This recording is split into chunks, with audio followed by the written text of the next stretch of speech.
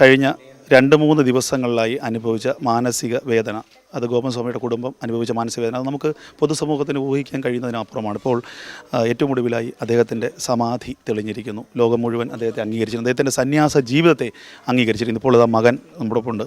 എങ്ങനെയായിരുന്നു ഈ ഏറ്റവും പ്രതിസന്ധി ഘട്ടങ്ങളെ തരണം ചെയ്ത്? അപ്പോഴും വിശ്വാസം ഉണ്ടായിരുന്നു അച്ഛൻ്റെ ആ സത്യസന്ധമായ സന്യാസ ജീവിതം പുറത്തു വരുമെന്നുള്ള വിശ്വാസമാണ് നിങ്ങളെ മുന്നോട്ട് നയിച്ചത്? തീർച്ചയായിട്ടും അതുകൊണ്ട് മാത്രമാണ് ഞങ്ങളടുത്ത് നമ്മുടെ സാറ് സഹകരിച്ചതും പിന്നെ ഹിന്ദു സംഘടനകൾ ഞങ്ങളെ സഹകരിച്ചതും ഞങ്ങളോടൊപ്പം മോർച്ചറിയിൽ വന്നതും. അവർക്കൊരു വിശ്വാസം ഉണ്ടായിരുന്നു. കാര്യം ഇവർ സാറിപ്പോൾ എൻ്റെ അടുത്ത് ചോദിക്കുന്ന ചോദ്യങ്ങൾ പലവട്ടം ചോദിച്ചിട്ടുണ്ട്.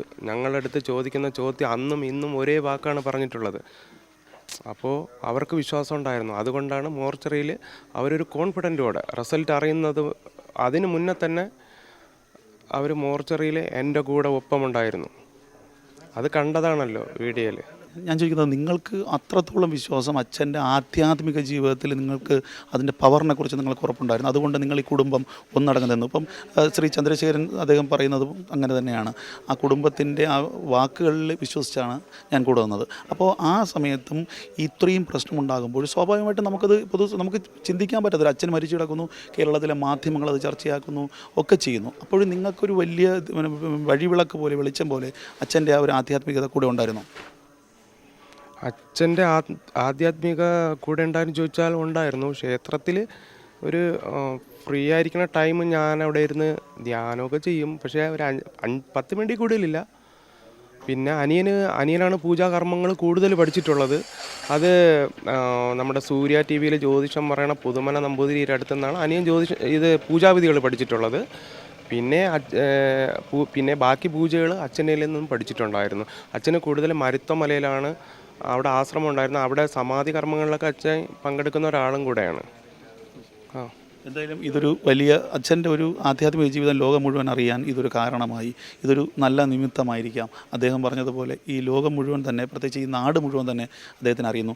ഇനിയുള്ള തുടർ അദ്ദേഹത്തിൻ്റെ സമാധി കാര്യങ്ങളും പിന്നീട് അതുമായി ബന്ധപ്പെട്ട കാര്യങ്ങളെക്കുറിച്ചെല്ലാം ചിന്തിച്ചിട്ടുണ്ടോ? എല്ലാവരും കൂടെ ആലോചിച്ചിട്ട് തീരുമാനിക്കും. എല്ലാ ചടങ്ങുകളും എല്ലാവരും കൂടി സഹകരിച്ച് ഇതൊരു പ്രായശ്ചിത്തം ചെയ്യുന്നതായിട്ടാണ് ഇന്നത്തെ ചടങ്ങുകൾ. അതായത് വേണ്ട സമയത്ത് എല്ലാവർക്കും ഇവരെ ഉൾക്കൊള്ളാനോ സഹായിക്കാനോ പറ്റിയില്ല. അതുകൊണ്ട് ആ സ്വാമിക്കുള്ള ഒരു ആദരവ് കൊടുപ്പാണ് നടക്കുന്നത്. എങ്ങനെയായിരിക്കും അടുത്ത മഹാസമാധിയുടെ നടപടികൾ? ആരൊക്കെയായിരിക്കും എത്തുക സമാധി ചടങ്ങുകൾക്ക്? വിവിധ മഠങ്ങളെ അറിയിച്ചിട്ടുണ്ട്. ഒരു കൃത്യമായിട്ട് ആരൊക്കെയാണ് എത്തണമെന്നുള്ളത് പറയാനില്ല. എന്തായാലും 8-10 അറിയുന്ന സന്യാസിമാരൂടെ വരും. നാമജപമായിട്ട് ഈ നിംസിൻ്റെ അടുത്തു നിന്നാണ് 2 മണിക്ക് തിരിക്കും. ഏകദേശം 3 മണിയോടുകൂടി ഇവിടെ എത്തും. 3 മണി മുതൽ ചടങ്ങുകൾ ആരംഭിക്കും. 4 മണിയോടുകൂടി സമാപനം ആവും എന്നാണ്. വലിയ രീതിയിലുള്ളൊരു ഈ ഇദ്ദേഹത്തിന് ഒരു അനുകമ്പ തോന്നിയ ഈ നാട്ടിലെ ഏത് സംഘടനക്കാരനും ഏത് മതവിശ്വാസിക്കും ഈ ചടങ്ങിൽ വരാം. ഇത് ഒരു സംഘടന ഏറ്റെടുത്ത് ചെയ്യണമല്ല. ഞങ്ങളൊക്കെ അത് ആഹ്വാനം ചെയ്ത് നിൽക്കുന്നു എന്നുള്ളതേ ഉള്ളൂ. പക്ഷേ എല്ലാവർക്കും ഇതിൽ മതം പോലും ഇതിൽ കടന്നു വരില്ല, ആർക്കും വരാം. അദ്ദേഹത്തിന് ഒരു അംഗീകാരം കൊടുക്കുന്ന ദിവസമാണ്. അദ്ദേഹത്തിന് വന്ന അവഹേളനത്തിന് ഒരു അംഗീകാരം.